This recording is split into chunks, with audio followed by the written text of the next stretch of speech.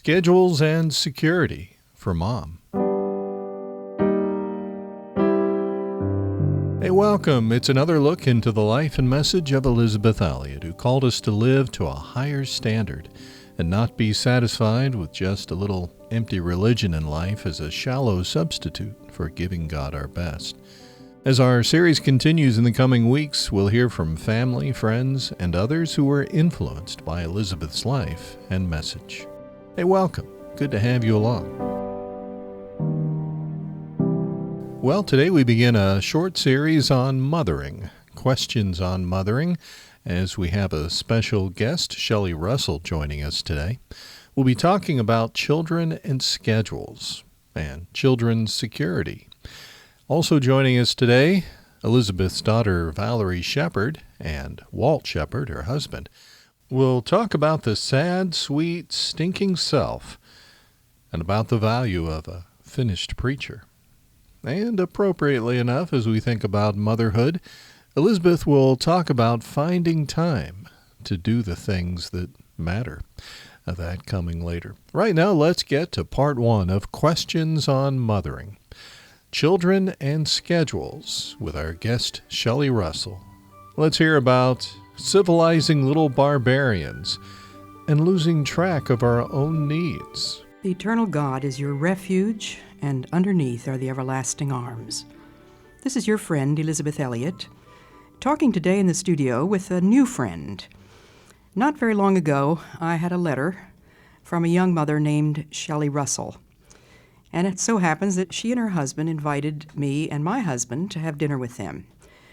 Well, almost the entire dinner hour, we spent discussing some questions that I think will be of interest to a great many of our listeners. Shelley, welcome to the studio. Thank you. Thank you so much for coming. And first of all, please just tell our listeners a little bit about who you are, where you're from. I'm from northern Indiana. I met my husband there, and we've been married 6.5 years, and I have a 1-year-old daughter. And what does your husband do? My husband is a data processing consultant. And are you a full-time mother, or are you a working mother? I'm a full-time mother. Full-time, a career mother, shall we say. Yes. Well, I'm so glad that you can stay home with your little Julia, 1-year-old Julia, whom I just met a few minutes ago, here in the studio with her daddy. And as we were discussing the whole business of raising children, you told us a little bit about your background. Would you like to just give us a few hints on the kind of a home you came from? My home was a little more abusive in nature. It was emotionally abusive and sometimes physically abusive. I had 2 stepbrothers, and I have a biological brother, and I really didn't have any kind of example that I want to follow in parenting or in mothering. One of the things that I think you said to me 2 or 3 times as we were eating dinner was, I don't have wisdom. Now, I don't really meet very many people of your generation that are the least bit worried about whether they have wisdom. I think they're more interested in knowledge. Why are you so interested in wisdom? I'm interested in wisdom because I believe wisdom is from the Lord. Knowledge I can gain from a lot of books, and there's a lot of books out there nowadays, but I believe that wisdom is from the Lord. Well, bless your heart. Have you got a question you'd like to ask me? Yes. First of all, I've been reading many books and talking to many people about mothering, and their basic philosophy is in making the child feel secure. And I'm just wondering what your basic philosophy is in raising children. What would be the phrase that you would use? Well, there are different ways I could express it. I've sometimes said, I think, on this program that the Lord gives us little barbarians, and it's our job to civilize them. I do believe, because I'm a Christian, that we are born in sin, which means that we have a rebel nature in us. But a child comes into a family. In fact, he is a very important element of a family. It's one thing when you're just a couple, isn't it? And it's a very different thing when you become 3. And that child is now a part of a home and a part of a family. But the great difference between the way some would look at it and the way I think a Christian should look at it, is that the child is often in charge of the home. The whole routine of the family seems to revolve around the child. I don't think it should be that way. My philosophy is this child was given to the parents by God, and God holds the parents responsible to bring the child up in the nurture and admonition of the Lord. Before the child comes into the home, my husband and I were both working, and I had a definite schedule. And then all of a sudden I have this baby, and I'm not sure quite what to do with it. So what I began doing is working around her schedule. When she would wake up, I would feed her. I would feed her to go to sleep. When she wanted to be held, I would hold her. When she needed changed, I would change her. And all of a sudden I was meeting all of her needs. And I believe I even lost track of my own needs, what they even were, because she became the center of our attention.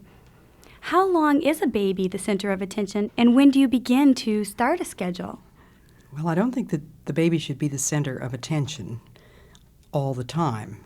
There are times, of course, when the mother and the daddy are just giving their full attention to the child, and that's a good thing for brief periods of the day. As far as when do you start a schedule, I think it should be day one when you get home from the hospital. The earlier you start, the easier it's going to be. And the more used the child gets to getting her own way, the more chaotic it's going to be. This is not going to destroy their sense of security, and it is very important that the child learn that there is a time to sleep and a time to wake, a time to be quiet and a time to play, a time to eat and a time to refrain from eating. Just as the book of Ecclesiastes says, there is a time for everything. I grew up in a home which I would not call regimented, but it was an ordered home. And we had breakfast at a certain time, and that was not flexible because of the fact that my father had to make a commuter train. Now, if my mother had been trying to have the whole family revolve around the newborn when when number 6 came, for example, it would have been total chaos. But from the very beginning, my parents had taken the view, this is our home, we have our life to live, and this little child is welcome and loved in this home, and this little child, it's our responsibility to teach to fit into our schedule. Do you understand what I'm saying? Yes. I just am wondering, how do you go about setting up a schedule? Is each child different? Do some children sleep for 5 hours and some children maybe 6 hours a night? How do you figure out their schedule? And how do you figure out your own schedule? Well, there's a very good book that I do want to recommend. I've recommended some books for helping you to get your child on a schedule. And this one's called Preparation for Parenting. Let me just read one paragraph out of here. She says, they say, this is a couple, I think, that has written this book, your strategy will be made up of 3 basic activities that repeat themselves throughout the day: feeding time, wake time, and nap time. Please note, that's in italics, the order of events cannot be changed. Feeding must be first, wake time must be second, and nap time must be third. The most common mistake young mothers make is to reverse nap time and wake time. Do you think you did that? I don't think I'm understanding totally how you would do that. Did you revert, well, when you finished feeding the baby, was it nap time or wake time?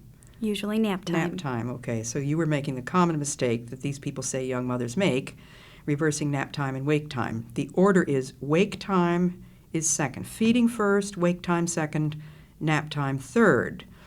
Newborns are very sleepy, and you will initially have to work on keeping your baby awake after feeding. If you change the order, you will end up wondering why your baby cries so much.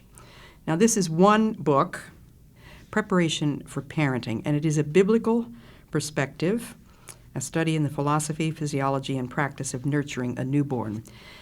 And I don't remember exactly what my mother's schedule was. I happen to be the second of 6, so I very clearly remember the births of the youngest 3. And I know that there was a schedule.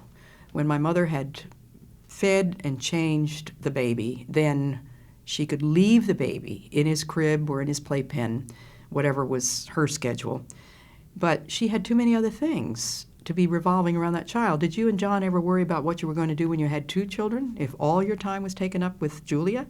We've thought about it, especially because she is so clingy now, and she even at times, when another child is touching my leg, she'll take that child's hand off of my leg because she's jealous already. What does this tell you about Julia? That she's learned to be demanding.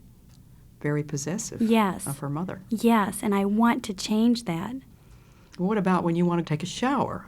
She does follow me in. She follows you in. Right, and she also doesn't like it when I take a shower. And I even have tried to take her in the shower with me or the bathtub with me. And in the bathtub, she's pretty comfortable.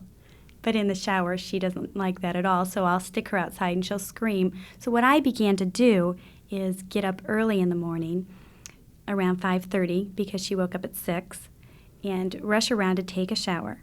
Then when she got up, I would sit and drink some tea while she played, and she was content, and then I would feed her and get her ready. Usually a couple hours later it was nap time, and again I would rush around to do my housework. And one thing my husband brought up to me is that by doing that, she was not going to see that Mommy had work to do, and she wasn't going to learn that she couldn't take up all of my time. And also, how would she even know that I was doing anything since she was asleep while I was doing it? She would think you did nothing but drink tea and watch her play, or Exactly. get into the bathtub with her, or hover over her, whatever she was doing. Your schedule revolved entirely around Julia, or in fact, Julia was telling you what you could do when. Is that right? Exactly. Didn't you tell me that she would stand outside the shower and scream? Yes. Why? What does that tell you? What was she saying to you? She was saying to me, Mommy, I want you now. And I knew, I began learning that that was not appropriate, that she had to learn to be by herself. And that's one of the reasons that I even brought up parenting with you, is because I wanted to learn what is right and what is the correct way of training her and bringing her up. Thank you, Shelley Russell. We're going to be talking some more about these questions of how to bring up a baby. Questions on Mothering, Part 1, Children and Schedules. Well, Walt and Valerie Shepard join us today. Valerie is the daughter of Elisabeth, Walt the son-in-law, as they talk about the sad, sweet, stinking self. I love the one that says, "Deliver me from my sad, sweet, stinking self." I can say who that's from. I have no idea. Okay. When my mother was at Prairie Bible Institute, the president was quite a character, and he preached regularly to the student body. And he one time started a prayer with that, "Oh Lord, deliver us from our sad, sweet, stinking selves." And my mother caught on her ear, and she quoted it often, but she said it was because Dr. Maxwell heard all these pitiful stories of students wanting to confess their sins, but so often it's not something that has to be shared with a whole congregation. And he knew that they were trying to be honest and real and confess their sins, but not all sins have to be confessed openly. But that's why he prayed that way. So my mother loved that phrase. Sad, Val's sweet. mom, as my landlady, loved to come up to me because she knew I was studying for the ministry and say, "You know the quote, 'I like a finished preacher'? No, not a polished one, but one who's through." And I go, "Yes, ma'am." Walt and Valerie Shepard joining us today. That's from a 2022 talk at St. Philip's Church. Later on, Elisabeth will talk about time management, but right now, let's get to Children's Security, Part 2 of Questions on Mothering, with Shelley Russell. What if a mom is trying to do what she needs to do, but her young child is crying the whole time? And can you trust your own instincts when it comes to motherhood? This is your friend Elisabeth Elliott talking again today with my friend Shelley Russell. We've been discussing raising an infant. Now, Shelley, in our last program, just toward the end, we got on the subject of what happens when you go into the bathroom to take a shower. Would you repeat what you said Julia does? Yes, Julia does not like it when I take a shower because she's not involved in the process, of course. And she will stand outside of the shower and cry and scream and try to look in the shower until I am done. And the whole time I'm getting ready, she will cry. Why didn't you just close the bathroom door? All the information that I had read mentioned bringing your baby with you wherever you were so that they could see you and be secure. This whole thing of security indicates how insecure the world really is. I think God has created mothers and fathers with natural instincts of how to be good fathers and how to be good mothers. And if you really love your child, I think that your common sense is going to tell you probably a great deal more than the books. One thing I do want to mention here, since we've discussed the shower curtain business, that's the issue of modesty and privacy. I certainly don't think that there's something immoral about a 1-year-old little girl watching her mother take a shower, but I think you ought to have some quiet time yourself. I think you ought to be able to have some privacy. When you go into the bathroom, you ought to be able to close the door. And if Julia screams outside the door, then it's very clear to me that you need to train her to be by herself, to realize the security that she has in you is that you're not going to abandon her. You're right there. She knows where you are. You will be back, and you do love her. And you come back out, and you give her a hug, and maybe take her to the kitchen with you or whatever you're going to do. The greatest thing that the child needs is the knowledge that the mother is there, and the mother is not going to abandon them. And every time they're out of your arms doesn't mean that they have been abandoned. Rocking time is important. And of course, breastfeeding is the most wonderful, intimate period when 5 or 6 times a day the baby is held as closely as a baby can be held physically to the mother. That is a wonderful way of indicating security. Every time you smile at your child, every time you touch her or hold her in any way, you are reassuring her that you're there, that you love her, and that what you want to do is to make her happy. And another thing which I think establishes security, second only in importance to the physical expressions of love for a child, is the schedule itself in giving the child security. A child is amazing at learning very quickly, very early, that certain things are going to happen at certain times. And he will get used to that. If you've ever raised a puppy or a kitten, you see the same thing. The puppy gets used to his place of sleeping. He gets used to the times of feeding. He gets used to, if he hears the leash rattle, he knows he's going to go out for a walk. And I often say to young parents, if you want a good practice before you have a baby, the thing to do is to get a puppy. And if you can't agree on how you're going to raise that puppy, you're going to have a lot of trouble when you raise that child. But the schedule, far from instilling a rigidity, actually, I believe, it instills security. Going back to the privacy issue and having your baby be outside of the bathroom while you're taking a shower or going to the washroom, I've read that your child doesn't know yet that they are separate from you, that they're a separate individual, so that when you leave the child, they feel abandoned, right? Right. They feel abandoned. But if you conform to everything that the child wants you to do, all you're doing is perpetuating that idea. Now, Shelley, as you know, I lived with primitive Indians in the jungle for many years, and I watched the way those Indians took care of their babies.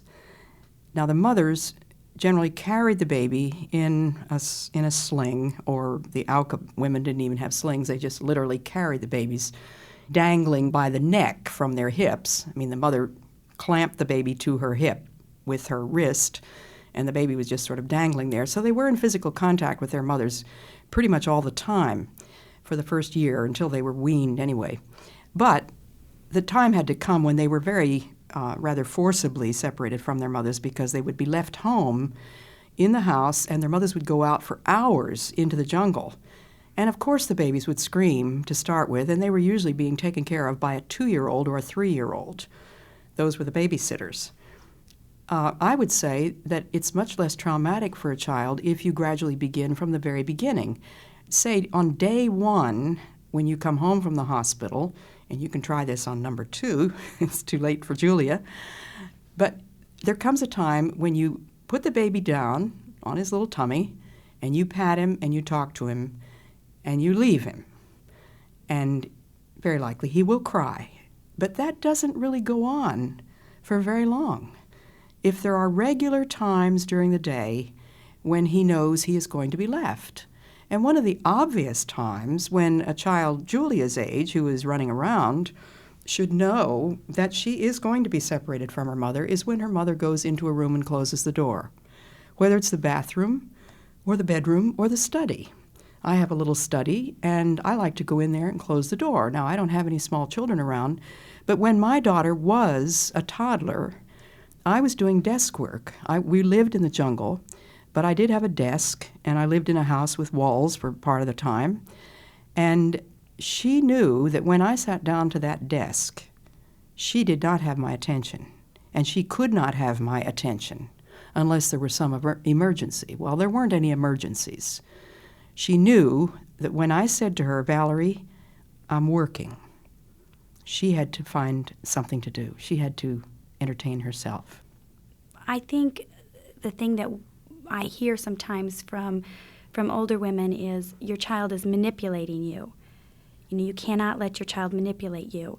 And so because I want to hold my child, and it angers me a little when somebody says your child's manipulating you, I don't believe that's right either.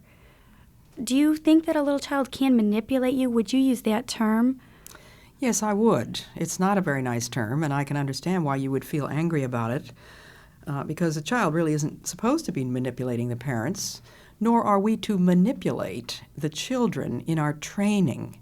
We are to love them enough to say no to them, to say no in closing a door when you need privacy or quiet. And you suggested, can't remember whether it was on the air or whether it was in our conversation, that you said to me that the children you know, if you closed a door, they would destroy the house. That's correct. Most of my friends, if they come into my home, before I had Julie, I had knickknacks all over, and they would just take them off the tables and put them on the piano. The mothers would. The mothers would. They'd say, "I don't want them to destroy anything in your house." And one time I had 2 children over at my home, and I was afraid to keep them out of eyesight. They marked on my wall and on one of my chairs with a crayon. They sprayed my table with water. And did the mothers do nothing? No, the mothers get angry. They also get exasperated. I don't think they are quite sure as to what to do, and we are so afraid of being embarrassed in front of each other. We all want to parent so perfectly, and I think we're afraid sometimes of our children and how they embarrass us. So, what's the solution? I believe it's what we've been discussing, is just training the child that there are limits. They need to learn that, because when they, as you mentioned, when they go to somebody else's home, you don't want to have to go in their home and race to put all of their things up. The other thing that I have friends do is they come in and they say, be gentle, and allow the child to touch that. Do you think that the child should even be allowed to touch it if they are gentle? No. I think that you are putting a temptation too great for the child to bear. There should be things about which, from the first day when he begins to crawl and starts to touch things that you don't want him to touch, things about which you say no. I don't think you want Julia pulling books out of the bookcase, do you? No, I don't. You certainly don't want her tearing the pages of your books. And that was the crucial point of testing when my daughter Valerie began to crawl. First thing she wanted to do was to pull books out of the bookcase. We didn't have much else that was worth anything in the jungle. We had no fancy pieces of china or crystal sitting around. But the bookcase was a no-no. And when she crawled across the floor and started for the bookcase, my husband Jim said, "Valerie, no. There have to be some negatives, and that's not a bad thing, and you're not destroying a child's self-image or his security or anything else." Once again, let me remind our listeners, Shelley and I are not talking as professionals, and I certainly have not studied nearly as much child psychology as Shelley has. I'm just a mother and a grandmother, and I hope that you will find that her questions and some of my answers may be helpful to some of you. They're not necessarily the law of Sinai. That's called Children's Security. Questions on Mothering, Part 2. How do we find time for what's really important? Well, Elisabeth took some time to answer questions as part of the Wheaton Archives and Special Collection. The struggle with finding time, as any American would know, is just so difficult. Finding time to use our time wisely for God and make an impact on others' lives, and finding time for devotions and that type of thing. Is there something that you could leave us a suggestion in some way on how to plan for the time that we want? Well, we don't find time. God has given us all 24 hours a day, exactly the same amount of time. The great question is how we allot the time. And ask any college student, can you find the time to go to the football game? If that college student wants to go to that football game, he finds the time. Yeah. And that is a dead giveaway. We find time, we make time to do what we really want to do. And so my challenge to the students is, how much does it matter to you to get to know Jesus Christ? Does it matter enough to sacrifice something else, which might even be the football game, in order to have that time with Christ? If you can do it all, great. But most of us would be very unrealistic to think we can do it all. We've got to say yes to this and no to a whole lot of other things. From the Wheaton Archives, some thoughts about time. Well, our time is just about up. But thanks for letting us come into your home or your office, maybe along with you as you drove across town, wherever we found you. On behalf of the Elisabeth Elliot Foundation, in cooperation with the Bible Broadcasting Network, let me invite you to check out all the resources at elisabethelliot.org. The resources include more Gateway to Joy programs, devotionals, lectures, talks, and more. elisabethelliot.org. And if you get a chance, leave a review for us sometime wherever you found this podcast. Thanks. But until next time, may God remind you each and every day, you are loved with an everlasting love. Underneath are what? Underneath are the everlasting arms.